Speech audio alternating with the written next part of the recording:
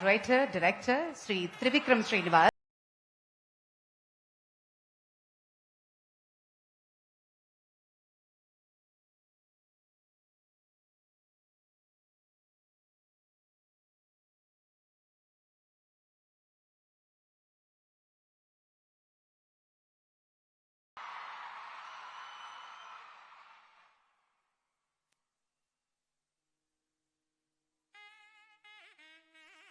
Excellency,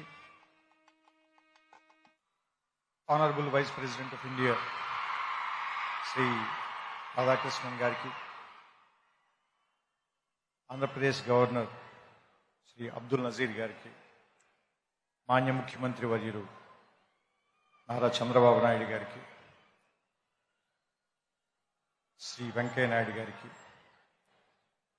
వేదిక మీద ఉన్న కేంద్ర మంత్రులు, రాష్ట్ర మంత్రులు, మిగతా పెద్దలు అందరికీ నా వందనాలు. ఇంతమంది ముందు మాట్లాడడం అంటేనే కొంచెం భయంగా ఉంది, మోకాళ్ళు అణుకుతున్నాయి. కానీ లక్కీగా పోడియం పెట్టారు కాబట్టి మీకు ఎవరికి కనపడదు. సో ఇక్కడ మాట్లాడే అర్హత నాకు ఎంత ఉందో నాకు తెలియదు. ఇంకా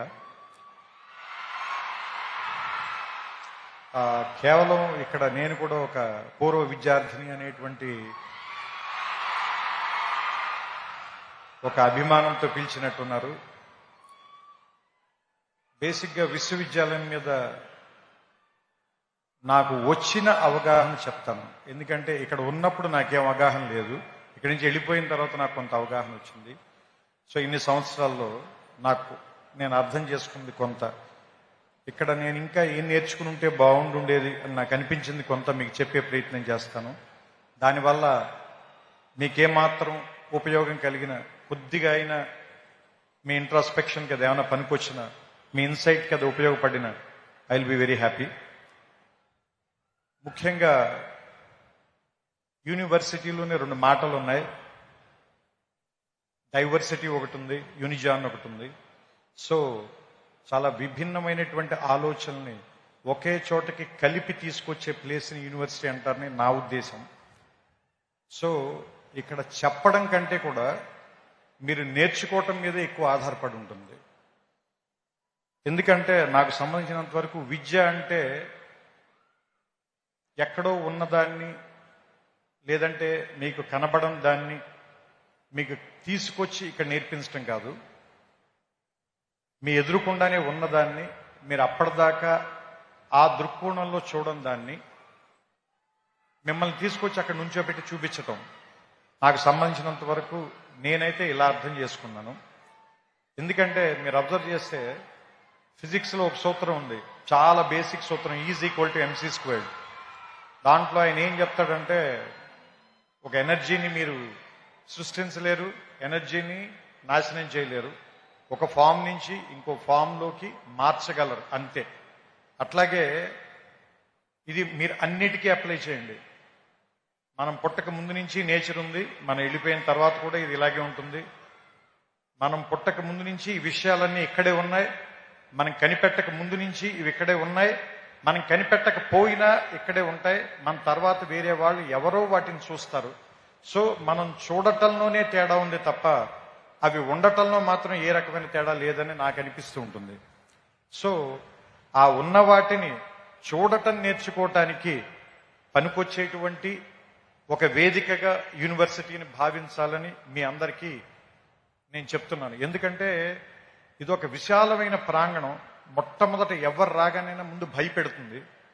మోర్ దాన్ 500 acres, రోడ్లు ఎంత నడిచినా తరగవు, పెద్ద పెద్ద ఎత్తైన సీలింగులు, దూరంగా ఉండే క్లాస్ బోర్డులు, వినపడినట్టుగా ఉండే ప్రొఫెసర్ల మాటలు, అన్నీ కూడా ముందు మనకి చాలా నెగిటివ్గాను, ఇక్కడి నుంచి ఎంత గమ్ముని వెళ్ళిపోదాం అనేటువంటి ఫీలింగ్ ఇచ్చేలాను అనిపిస్తాయి.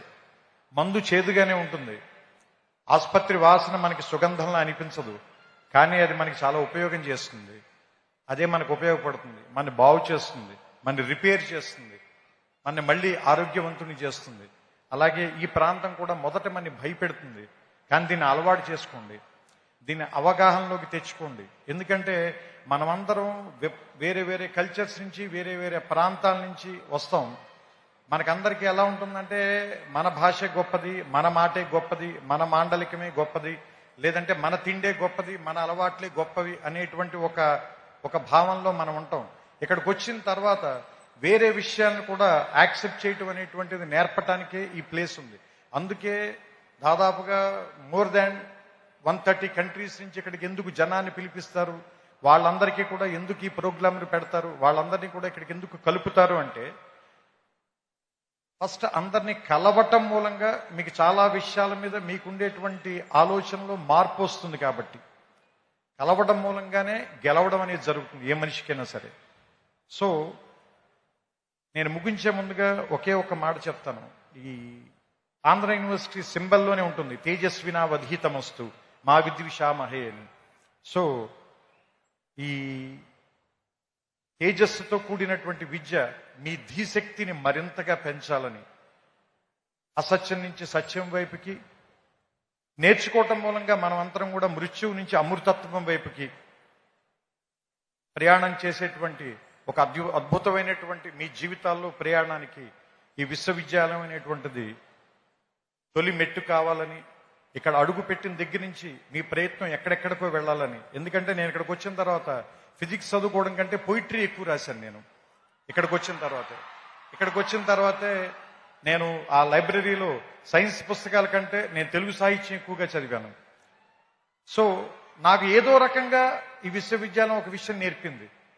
దాంతోనే నేను ఇప్పటిదాకా జీవితంలో పోరాటం చేస్తూ వస్తున్నాను. సో మీ అందరికీ కూడా మీకు నచ్చినటువంటి ఒక ఆయుధాన్ని తయారు చేసే కర్మాగారంగా ఈ విశ్వవిద్యాలయం మీకు అందరికీ ఉపయోగపడాలని. ఎందుకంటే ఇక్కడ ఉన్నటువంటి పైన ఉన్న డిగ్నిటరీస్ అందరూ కూడా ఒకళ్ళు వ్యాపార రంగంలో, ఒకళ్ళు రాజకీయ రంగంలో, మరొకళ్ళు ఏమంటారు దాన్ని దేశ విదేశాలకు వెళ్ళి రకరకాల ప్రాంతాల్లోకి వాళ్ళ తాలూకు ధీశక్తితో ముందుకు వెళ్ళారంటే వాళ్ళ ప్రయాణం మొదలుపెట్టినటువంటి మొదటి ప్రాంతం మాత్రం ఇదే. సో అలాంటి మీ ప్రయాణాలకి ఇది మొదటడుగు కావాలని, ఇక్కడి నుంచి ఎంతమంది వచ్చి ఇక్కడ కూర్చుంటారో తర్వాతి తరంలో చూడడానికి బహుశా నేనుండకపోవచ్చు, కానీ తర్వాత తరాల వాళ్ళకి చాలా మంది మార్గదర్శకుల్ని ఇక్కడి నుంచే తయారు చేసేటువంటి ఈ ప్రాంగణం మరిన్ని వందల సంవత్సరాలు పూర్తి చేసుకోవాలని, దానికి ఇది ఈ శతాబ్ది మొదటి అడుగుగా ఉండాలని, 100 ఏళ్లు పండగ చేసుకున్న వాడిని ఆశీర్వదించేటువంటి అవకాశం చాలా తక్కువ మందికి దొరుకుతుంది. అలాంటి ఆశీర్వాదాన్ని నేను చేస్తూ ఈ మాటల్ని ముగిస్తాను. శతాయుష్మాన్ భవ ఆంధ్ర యూనివర్సిటీ. నమస్కారం.